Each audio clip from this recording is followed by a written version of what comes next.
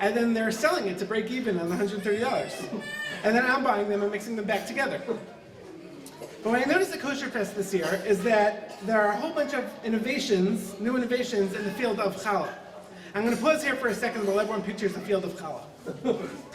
For example, there was one company selling these napkins that looked like a challah cover, and it said on the Kavod Shabbos V'Yontiv.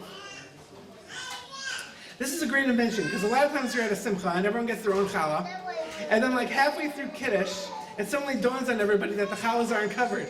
And it's like a mad rush of people throwing napkins on top of them, and flipping over the plates and diving on top of the tables, just to shield them with their bodies, just so the challahs wouldn't be embarrassed. The challahs are the only thing in the room not embarrassed. Another company came out with an innovation.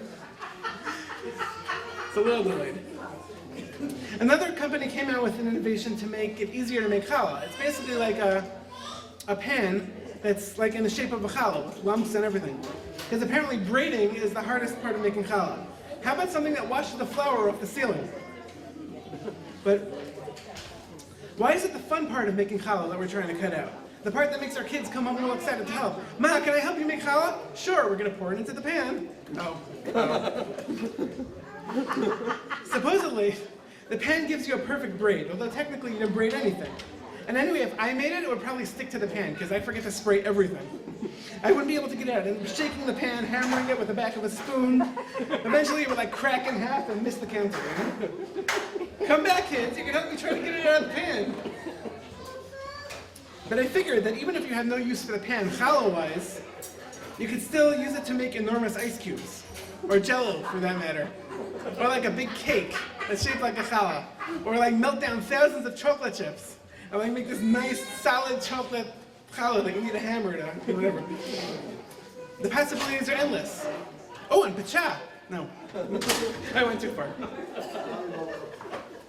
But there's some parts of getting older that are not all that great. It's not all, colored napkins and flavored challahs. For example, a lot of teenagers are totally embarrassed by their parents. They don't want the other kids to know that their parents even exist. I don't know if you're up to that stage yet. But as a teenager, you might not think that it's fair that people judge you based on how embarrassing your parents are. But there's an expression. The apple doesn't fall far from the tree. I don't know who came up with that expression. I think it was Isaac Newton. Of course, saying that people are like apples is like comparing apples to, well, oranges, I guess. That expression is also from a different time. It was like from a time that everybody was homeschooled.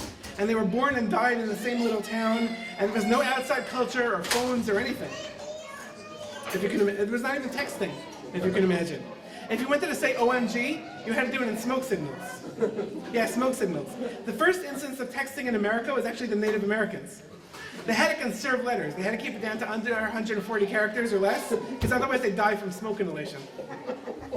So they had to say things like OMG. Like the O is pretty easy, but the M and G took a lot of practice.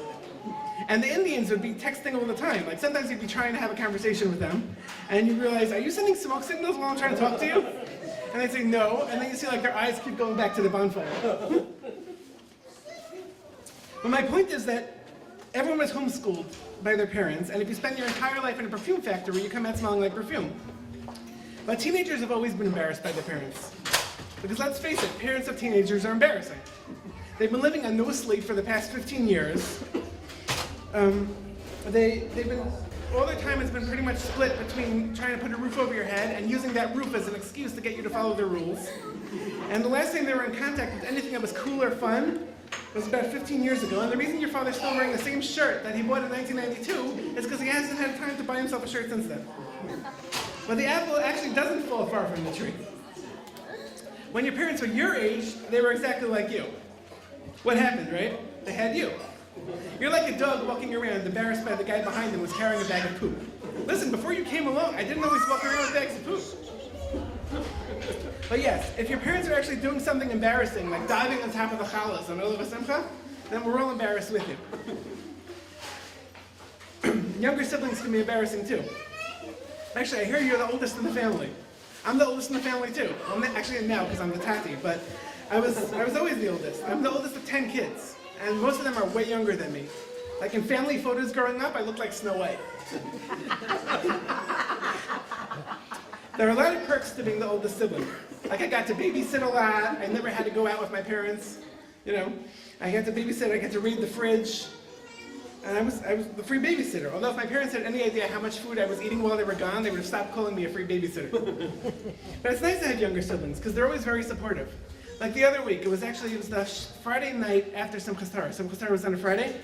I was sitting on the couch at my parents' house playing a game with my siblings. And at some point, I got up to, raid the fridge, of course. Right, old habits. But as soon as I got to my feet, I realized that I couldn't stand up. I had like major back pain in my lower back, and I was stuck in a sitting position. Baruch Hashem, my siblings were all very supportive about it. You're old! Because they made sure to yell loudly in case I was too old to hear them. Like they're always making fun of me for being old. Like I should have thought of that before I got old.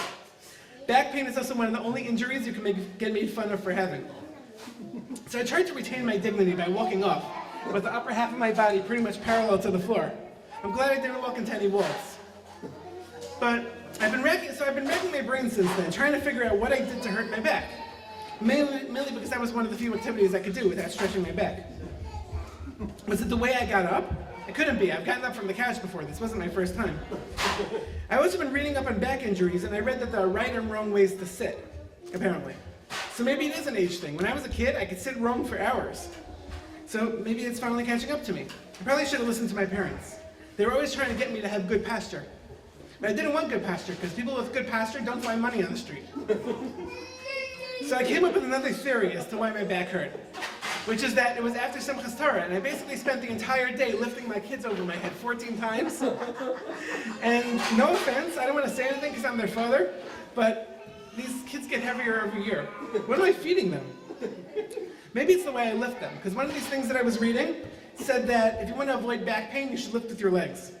See, that's the thing. They always come up with all these ways to do things properly, but they're always so awkward that you never think to do them on your own. My entire life, I've been lifting with my arms. I had no idea.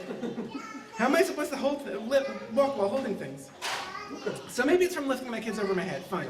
Even though that happened like hours earlier. Apparently my back is pretty dumb and it has these delayed reactions.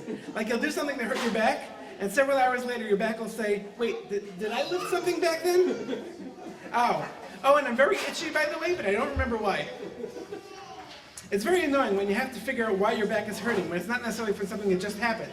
It's not like when your shin is hurting. Like, why is my shin hurting? Oh, because I just bumped it a second ago. Right? I'm glad my back didn't seize up, but that said, I'm glad my back didn't seize up in the middle of shul while I was holding a kid over my head and like sliding over my shoulders, right before everyone in the shul started running in circles. But that was my theory. But then when I finally made it to bed, my wife commented that she had that same kind of pain when she was pregnant. Which I think is my wife's nice way of saying that I could stand to lose like 30 pounds around the middle. I think she just doesn't like that I come into my parents' house and head straight for the fridge. But yeah, maybe it is a weight thing, because this was like the last day of 10 days, a month of 10 days of Yom Tov, over which I had 65 ragulach, like 8 pounds of meat, 2 sacks of potatoes, and like enough honey to stick a beer to a tree. So getting old is not that great. But especially if you have younger siblings that make fun of you for it. In fact, this parsha is all about sibling rivalry. Although to be fair, Yaakov and Esav are both fighting to be the oldest. But you can always get your siblings back. Even though when you're older, it's like a lot harder to punch them, but you have to do it in a more passive-aggressive way. Like in picking what kind of presents to get their kids for Hanukkah. I have this fight going on with my sister-in-law. We keep getting each other's kids annoying presents. Like one year she got us this Fisher-Price corn popper. It's like this stick with a ball at the bottom and it makes noise when you push it. There's nothing good about it. It lives on top of our sperm shrunk.